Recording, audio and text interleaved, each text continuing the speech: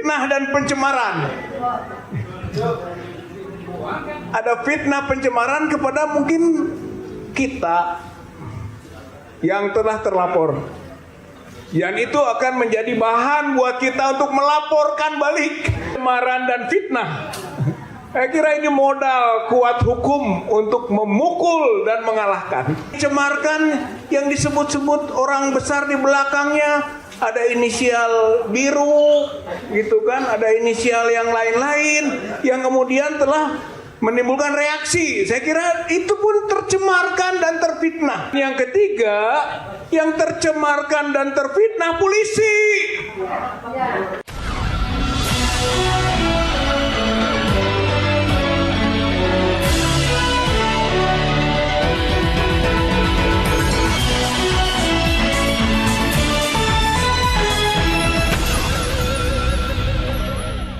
Halo, apa kabar? Assalamualaikum warahmatullahi wabarakatuh. Saya Hersman Arif. Jokowi bersama para pendukungnya tampaknya harus bersiap-siap. Hidupnya ini nggak bisa tenang. Panen kasus lah ya.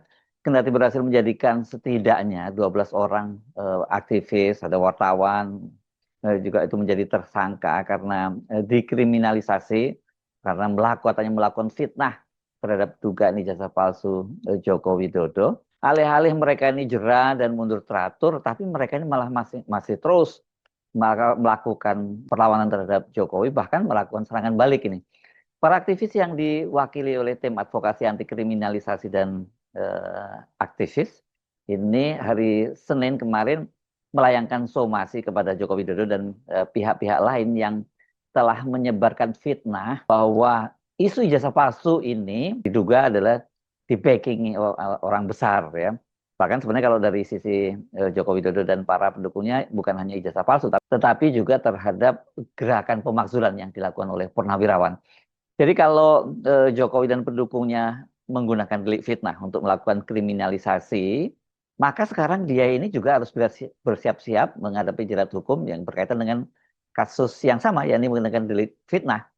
Soal ini fitnah ini yang dipersoalkan oleh para aktivis Roy Suryo dan kawan-kawan ini jejak digitalnya masih sangat kuat ya. Kendati coba dibantah karena ibarat jejak ini kan masih jelas terlihat di tanah yang basah. Karena kan ceritanya baru bilangan pekan berlalu. Kuasa hukum aktivis Ahmad Khosinuddin menyatakan bahwa Jokowi merujuk pada data yang telah menyebarkan fitnah saat mengungkap orang besar di balik ijazah palsu. Bahwa saudara, maksudnya Jokowi tanpa merujuk data dan menunjuk pribadi yang spesifik, mengedarkan fitnah atas perjuangan konstitusional klien kami dalam mengungkap kebenaran tentang isu ijazah palsu dengan mengatakan ada orang besar di balik perjuangan klien kami. Itu kata Ahmad Khosinuddin dalam keterangan tertulisnya ya. Tuduhan dan fitnah yang saudara lontarkan sangat menyakitkan karena itu sama saja saudara telah mengatakan kepada klien kami sebagai pion politik yang dikendalikan oleh orang besar itu. Khosinuddin menyatakan bahwa Roy Suryo dan kawan-kawan itu berjuang secara konstitusional berdasarkan ketentuan pasal 28 Undang-Undang Dasar 1945 dalam mengungkap kasus ijazah palsu tersebut untuk membersihkan warisan sejarah bangsa dan negara. Klien kami memiliki rasa kebangsaan dan kenegarawanan sebagai bagian dari bangsa dan negara ini.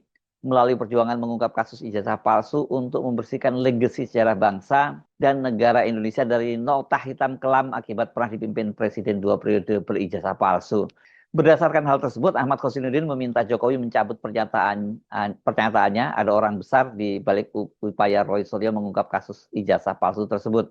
Tudingan adanya orang besar ini memang benar disampaikan oleh Joko Widodo dan kemudian diamplifikasi oleh para pendukungnya yang oleh para netizen sering disebut sebagai termul atau ternak Mulyono itu, ini sempat menjadi bola panas karena spesifik kemudian ini mengarah kepada sosok SBY dan Partai Demokrat.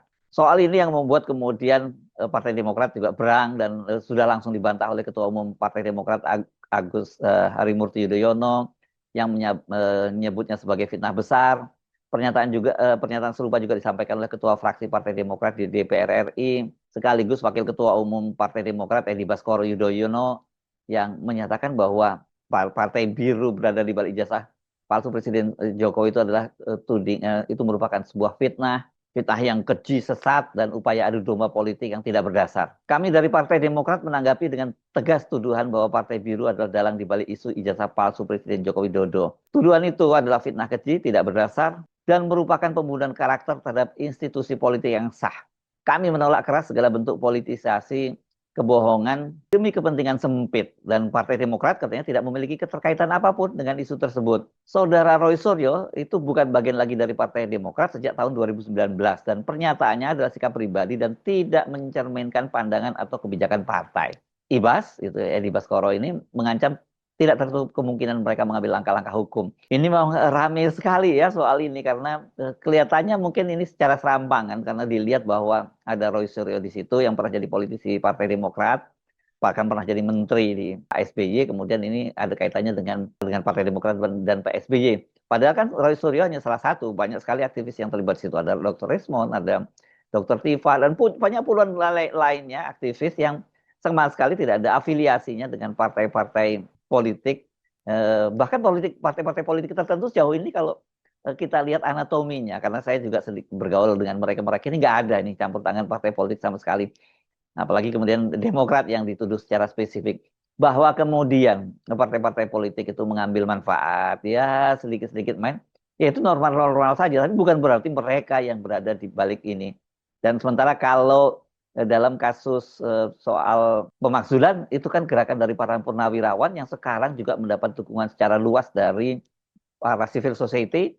Bahkan saya mendengar sebenarnya di DPR, meskipun tidak dibahas secara terbuka, soal ini sudah mulai banyak dibicarakan, dan mereka sebenarnya juga sampai satu kesepakatan yang sama, bahwa memang Gibran harus dimakzulkan. Hanya saja sekarang persoalannya siapa yang menjadi penggantinya, itu yang banyak disebut-sebut. Dan pada waktu itu ketika dituduhkan itu kan orang kemudian menduga-duga tadinya apakah ini Ibu Mega yang menyiapkan Puan Maharani atau SBY yang sedang menyiapkan Agus Harimurti Yudhoyono. Jadi memang ini menimbulkan fitnah ya. Ini kalau dalam bahasa agama jadi fitnah kubro karena sudah menyambar kemana-mana.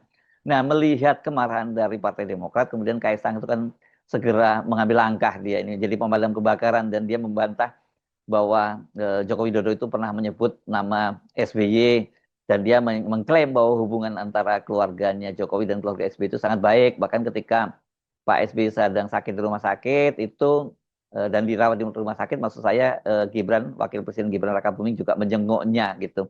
Waktu itu Kaisang juga menyatakan dia ingin segera bertemu dengan Agus Harimurti Yudhoyono ya, untuk menjaga agar situasinya tetap kondusif, tetap solid seperti sekarang. Tapi sampai sejauh ini, hari ini belum ada pertemuan itu.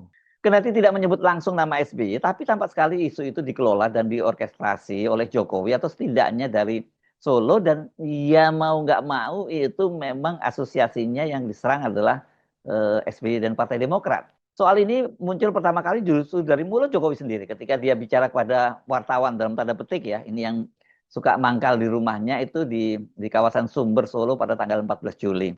Saya perasaan memang kelihatannya ada agenda besar politik di balik isu-isu ini. Ijazah palsu, isu pemakzulan. Jokowi menekankan bahwa agenda besar politik ini direncanakan agar pamor politik dirinya itu turun. Jadi semacam downgrade gitu terhadap Joko Widodo. Ini perasaan politik saya, mengatakan ada agenda besar politik untuk menurunkan reputasi politik, untuk mendowngrade. Kendati demikian, dia menyatakan dia santailah, nggak terlalu memusingkan upaya-upaya tersebut. Buat saya biasa aja lah, kira-kira ada agenda besar politik katanya. Nah, beberapa waktu berselang, itu kemudian Ketua Relawan Solmed, Solidaritas Merah Putih, Sylvester Matutina, ini yang sekarang lagi hit banget namanya, dia mulai menyebut secara gamblang dan menunjuk mantan petinggi di balik aksi Roy Suryo dan kawan-kawan. Dia menyampaikan itu seusai diperiksa sebagai saksi pelapor di Polda Metro Jaya hari Kamis 24 Juli 2025, atau 10 hari berserang setelah pernyataan dari Joko Widodo. Apakah ini hasil komunikasi karena dia intens ke Solo dan kemudian mendapatkan informasi itu, dan ini bagian dari strategi untuk komunikasinya, ini kita tidak tahu. Tapi dia menyatakan begini, saya melihat ini ada domba politik. 1 tahun setelah kalah Pilpres, belum bisa move on. Roy Suryo hanya pion-pion aja. Di belakang ada tokoh-tokoh yang menginginkan agar Prabowo Gibran nggak sukses berpisah, kata Sylvester Matutina.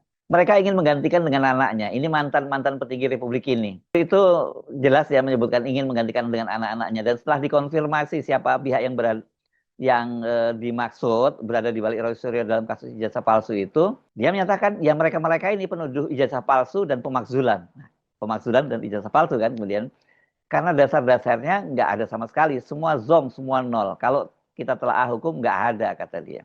Nah setelah itu sehari kemudian Jokowi itu menyampaikan lagi pernyataan tanggal 25-nya ya 25 Juli sehari setelah pernyataan Sylvester Matutina ini seperti gayung bersambut. Saya sudah sampaikan, feeling saya mengatakan agenda besar politik dalam tuduhan ijazah palsu maupun pemakzulan. Artinya memang ada orang besar, ada orang yang membackup, semua sudah tahulah kata dia. Jadi dari ini makin mengerucut ya pernyataan-pernyataan itu dan yang menjadi gongnya itu ketika malam harinya itu tanggal 25 Juli dalam dialog di Kompas TV, Adi Darmawan, ini adalah Sekjen Pradi Bersatu yang juga melaporkan Roy Suryo dan kawan-kawan itu berdialog di situ dengan atau debat dengan Rismon Nasiholan dan dia secara spesifik dalam forum itu dia ketika ditanya siapa yang dimaksud orang besar ini yang membackup itu dia kemudian memberikan ciri-cirinya seperti baju yang dia kenakan dan baju yang dia kenakan pada waktu itu adalah baju berwarna biru dan ini kemudian orang mengkait-kaitkan dengan SBY karena ingin memisahkan Prabowo dengan Gibran dan ingin menggantikan posisi Gibran dengan anaknya. Nama Ibu Megawati sudah mulai coret ini karena ada warna biru di sini. Jadi yang dimaksud adalah SBY.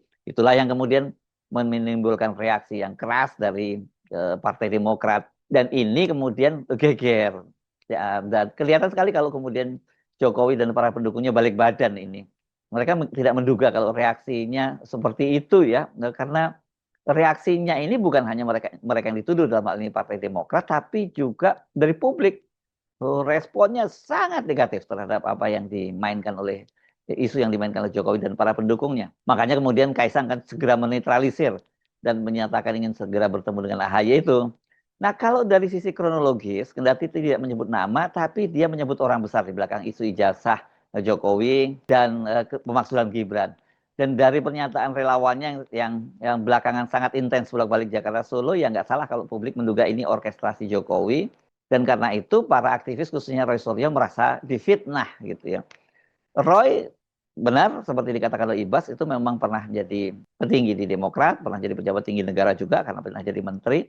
Tapi dia kan sudah mengundurkan diri dari Partai Demokrat. Nah kalau sekarang ini Roy Suryo dan kawan-kawan itu melakukan somasi, saya kira ini nanti ujungnya kalau tidak direspon oleh Jokowi berupa permintaan maaf atau apa dan rasanya nggak mungkin ya Jokowi menyampaikan permintaan maaf ya ini dipastikan akan bergulir ke ranah hukum. Dan kalau ini kemudian bergulir ke ranah hukum ini jadi sangat menarik. Apakah dilaporkan ke Barreskrim Mabes Polri atau ke Polda Metro Jaya atau ke Polres mana kita belum tahu ya. Tapi kelihatannya nggak jauh-jauh ke Polda Metro Jaya atau ke Barreskrim. Jadi kalau Polda Metro Jaya jadi menarik ya karena ini kan menempatkan polisi dalam posisi yang dilematis. Karena dalam kasus sekarang ini aja kriminalisasi terhadap 12 aktivis itu kan orang mempertanyakan atas dasar apa dia disebut fitnah karena sampai sekarang pun ijazah Pak Jokowi itu belum ada kepastian bahwa itu asli atau palsu. Kalau toh sebelumnya Mabes Polri, Barreskrim Mabes Polri itu menyatakan bahwa ijazahnya itu asli karena identik dengan 3 ijazah pembandingnya, tapi kan Mabes Polri bukan otoritas yang berhak untuk menentukan sebuah ijazah itu asli atau palsu. Nah, kalau nggak direspon, kemudian atau tidak lanjuti oleh polisi, atas dasar apa? Karena jejak digitalnya sangat jelas kok. Jokowi menyebut ada orang besar di belakang isu itu. Artinya kan orang ini menjadi objek. Jadi dia orang-orang seperti Roy Suryo dan kawan-kawan, aktivis yang mempersoalkan ijazah palsu itu punya legal standing karena mereka yang dituduh ya. Nggak perlu nyebut apakah itu SBY atau apa, tapi dengan nyebut ada orang besar itu kan itu juga bisa dianggap sebagai fitnah gitu. Nah, apakah kita tunggu apakah kemudian polisi juga bergerak cepat seperti merespon laporannya Joko Widodo? Karena bagaimanapun dalam opini publik sekarang karena menangani kasus ini bagaimanapun juga Polda Metro Jaya juga dalam posisi yang ditekan oleh publik. Nah soal ini belakangan soal orang besar itu Sylvester Matutina yang kini menunggu waktu masuk penjara karena kan sudah ditunggu oleh Kejaksaan Negeri Jakarta Selatan untuk dieksekusi setelah putusan hukum vonisnya 1,5 tahun penjara karena menghina Yusuf Kala itu inkrah diputuskan di kasasi Mahkamah Agung. Ini kan dia tinggal masuk ya, tapi dia ini sempat bicara rupanya ini rekaman ini kepada CNN Indonesia dia sedikit mengubah pernyataannya.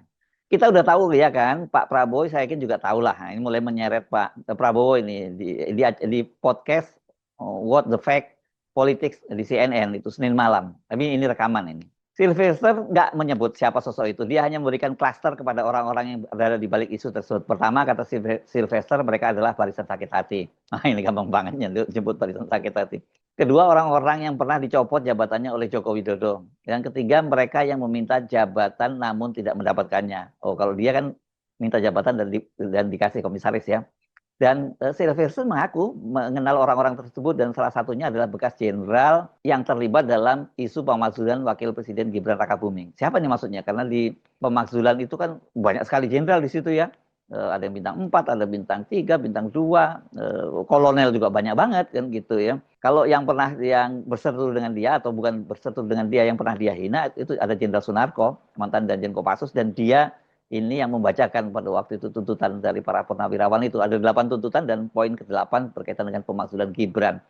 Nah, kata Sylvester, itu tahun 2014 mereka itu bersama saya. Maksudnya sama-sama bergabung dalam tim pemenangannya Joko Widodo, Yusuf Kala ya. Ada mantan jenderal yang ikut di pemakzulan. Jadi ini ada fakta-faktanya kata dia. Dan dia mengaku menelusuri para orang tersebut di media sosial. Dia mengatakan bahwa pihak tersebut juga berasal dari internal koalisi pemerintah. Wah, ini yang menarik ya. Jadi satu jenderal-jenderal yang bersama dia katanya tahun 2014. Dan saya kira orang besar apalagi kalau orang seperti Pak Tri Sutrisno kan juga orang besar. Masa ada Pak Tri Sutrisno jadi wayang? Di belakangnya ada orang besar. Ini di klaster pemakzulan nggak usah dipersoalkan lagi. Clear kok mereka mendeklar siapa-siapa yang situ kan mereka juga tanda tangan gitu ya. Nah kalau dari koalisi internal di koalisi pemerintahan siapa maksudnya? Sebab menurut Sylvester mereka menginginkan agar Prabowo dan Gibran pisah di tengah jalan. Ini narasinya sama. Atau kata dia dalam rangka 2029 yang mana ada juga pihak luar. Bagaimana Pak Prabowo sering mengatakan, ini nggak jelasin maksudnya apa ini ya. Kalau persaingan tahun 2029 pasti banyak sekali yang akan maju. Orang termasuk seperti Anies dan sebagainya itu pasti akan maju. Tapi apakah kemudian dia terlibat dalam isu soal ijazah atau tokoh di balik soal mempersoalkan ijazahnya Joko Widodo atau bahkan pemakzulan? Nah ini kan saya kira harus dibikin clear. Pernyataan Sylvester ini tampaknya akan menjadi pemunculan yang terakhir di layar kaca dan sekaligus pembelaan terakhirnya kepada Jokowi dan dinastinya. Karena setelah ini dia ditunggu Kejaksaan Negeri Jakarta Selatan untuk dieksekusi ke LP. Saya nggak tahu di mana lembaga masyarakatnya sampai 1,5 tahun yang akan datang lah dia berada di penjara. Tapi biasanya ya nggak sampai seperti itu karena nanti ada remisi-remisi dan sebagainya ya. Dan ketika dia keluar, sangat mungkin peta politik sudah berubah drastis. Karena sekarang ini juga kelihatan sekali perubahan-perubahannya yang sangat cepat dan tanda-tandanya itu dimulai dengan pemberian abolisi dan amnesti oleh Presiden Prabowo kepada Thomas Lembong dan Hasto Kristianto. Jadi mungkin saja nanti Jokowi tidak perlu dibela lagi oleh Sylvester atau kalau mau dibela pun juga dia tidak membutuhkan. Karena seperti saya katakan, ini bolak-balik saya mengatakan, kalau targetnya mengkriminalisasi aktivis itu membuat mereka jerah dan kapok, ini nggak akan berhasil. Ini malah membuat perlawanan itu makin mengeras. Apalagi ini Roy Suryo dan kawan-kawan ini sedang menyiapkan buku ya. Selain somasi dia sedang menyiapkan buku Ijazah Palsu Jokowi yang akan di-launching pada tanggal 17 Agustus 2025 sebagai kado ultah Hari Ulang Tahun Kemerdekaan RI ke-80. Ini benar-benar perlawanan tiada henti kepada Jokowi sampai dia tidak cawe-cawe lagi. Tapi banyak juga targetnya nggak hanya itu, tapi berjuang menggiringnya ke terali besi. Saya Hersbun Arif, sampai jumpa lagi. Wassalamualaikum warahmatullahi wabarakatuh.